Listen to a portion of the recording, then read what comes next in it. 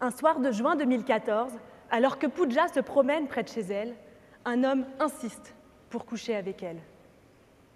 Elle refuse, il la viole. Le soir, elle rentre chez elle et pleure.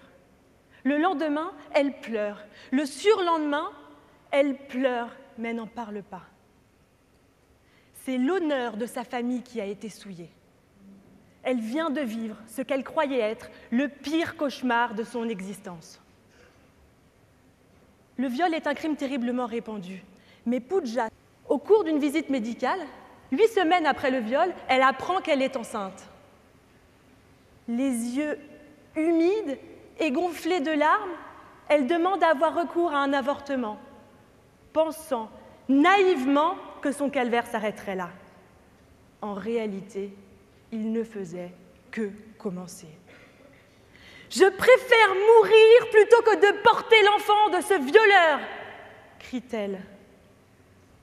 À 8 semaines, l'embryon mesure 3 cm, pèse 3 grammes et n'a aucune conscience. Son cerveau et ses organes sensoriels ne sont pas formés. Pourtant, on lui refuse l'avortement, prétextant que sa grossesse est trop avancée. L'Irlande a légalisé l'interruption volontaire de grossesse en juillet 2013, mais il s'agit d'une légalisation cosmétique. En réalité, des experts décident à la place de la personne concernée si elle pourra avoir recours à un avortement uniquement dans le cas où pèse un risque sur la vie de la femme enceinte. Il avait été considéré que les tendances suicidaires constituaient un risque pour la vie de la femme. Mais pour Pooja, il n'en est rien. Et les experts en ont décidé autrement, à sa place. Elle réfléchit à aller en Grande-Bretagne avorter. Mais le coût du voyage est trop élevé. Son corps commence à changer. Ses seins gonflent et son ventre s'arrondit, car elle porte en elle le fruit du viol. Sa vie est un enfer. Elle décide d'en terminer et entame une grève de la faim et de la soif. Alors qu'elle en est à 24 semaines de grossesse, son pronostic vital est engagé et elle est conduite de force à l'hôpital. Elle réitère sa demande.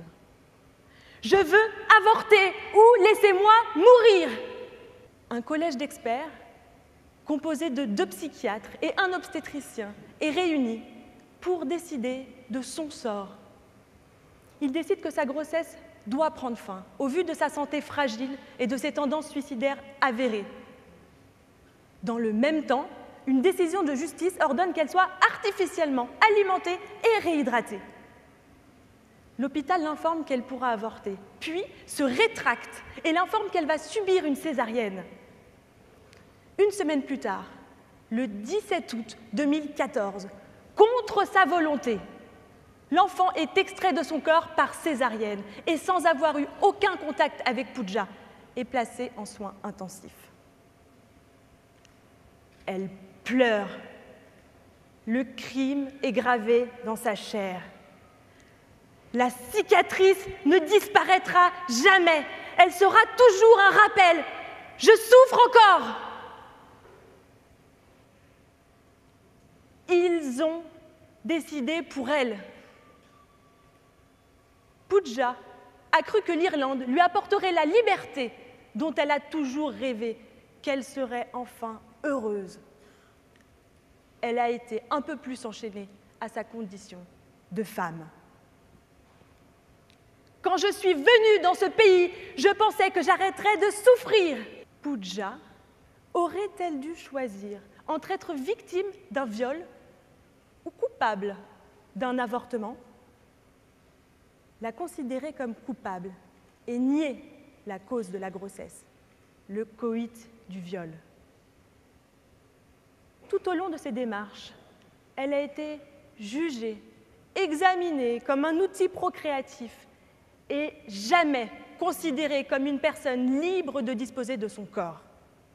Pooja a été victime d'être née femme dans un pays où ses droits fondamentaux ne sont pas garantis. Elle crie à l'injustice. Je voulais que justice soit faite alors que je vis une injustice. Pourtant, l'Irlande est membre du Conseil de l'Europe et doit appliquer la Convention européenne des droits de l'homme et des libertés fondamentales. C'est sur le fondement des articles 3, interdiction des traitements inhumains et dégradants, et 8, droit au respect à la vie privée et familiale de la Convention européenne des droits de l'homme, que la Cour européenne des droits de l'homme a condamné la Pologne pour avoir refusé l'avortement à une femme dont le fœtus comportait des malformations.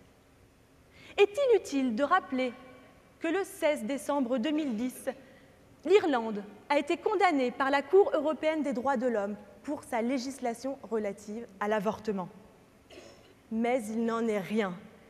Et l'État irlandais a préféré choisir pour elle plutôt que de se conformer aux règles auxquelles il s'est lui-même soumis. Pratiquer un avortement était du ressort de la vie privée de Pooja, de sa santé, de son droit à décider de son propre corps. Au lieu de cela, les experts ont préféré qu'elle porte toute sa vie les stigmates du viol du mois de juin. Elle revivra cette scène chaque fois qu'elle regardera son ventre et sa cicatrice, et reverra son violeur chaque fois qu'elle revivra cette scène. Ce qu'a vécu Pooja, c'est la double peine d'être femme. Violée et empêchée d'avorter, c'est la peine infligée pour avoir fauté d'être violée. Plutôt que de lui apporter le réconfort, l'Irlande lui a offert l'enfer. Sa voix résonne. Je préfère mourir plutôt que de porter l'enfant de ce violeur. Aujourd'hui, elle vit et a porté l'enfant de ce violeur. Les spécialistes sont en effet mieux placés qu'elle pour savoir si elle doit ou non enfanter, pour affirmer qu'un enfant doit naître alors que sa mère a voulu interrompre sa grossesse et que son père est un violeur, pour juger de son degré de souffrance.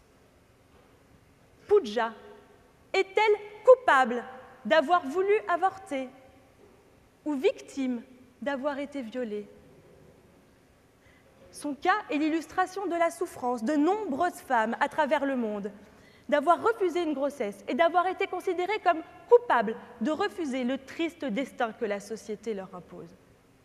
Cette société, conçue par et pour des hommes qui ne seront jamais concernés dans leur chair par la grossesse et qui, pour la plupart, n'assument pas l'enfantement.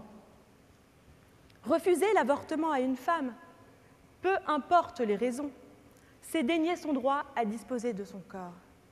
C'est soumettre son corps aux volontés des autres.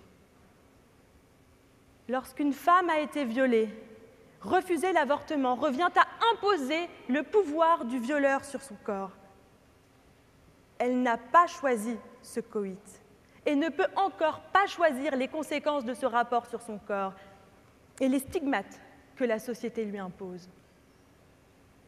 En déniant à Pooja le droit d'avorter, c'est un permis de violer qui a été donné à son violeur. En effet, au-delà de l'absence de poursuite, on indique au violeur que la victime ne possède pas le droit de prendre de décision sur son propre corps, pas même celui de refuser les conséquences du coït sans consentement. In fine, Pooja est seule à subir les conséquences du viol par la grossesse imposée. Elle ne choisit pas sa sexualité, elle ne choisit pas non plus sa maternité. L'Irlande n'en est pas à son premier coup d'essai. Déjà, le 28 octobre 2012, une jeune femme était morte de s'être vue refuser une interruption de grossesse alors qu'elle faisait une fausse couche qui a dégénéré en septicémie.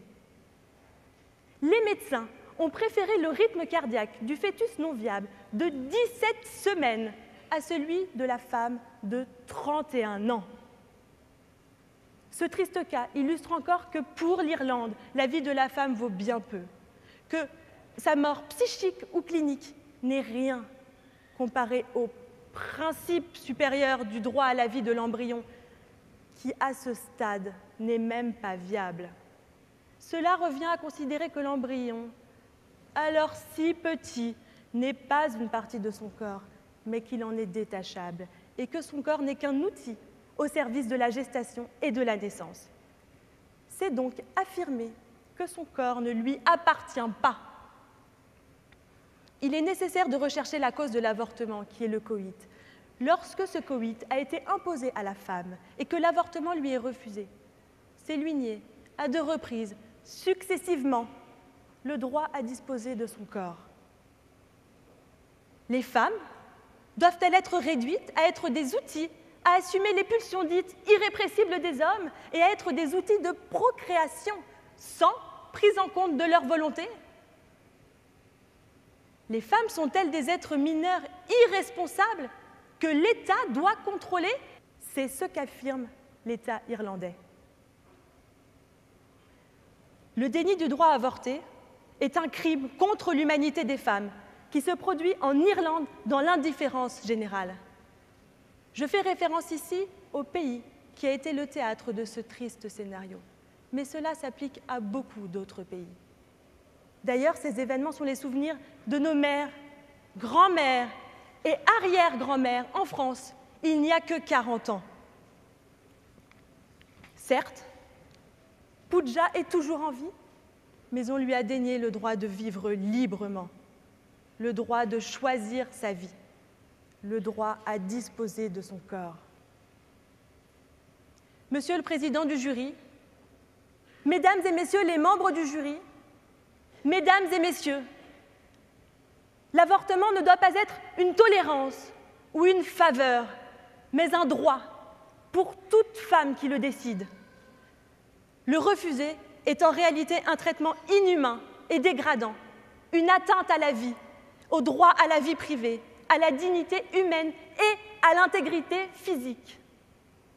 Cela peut changer, cela doit changer. Je vous remercie.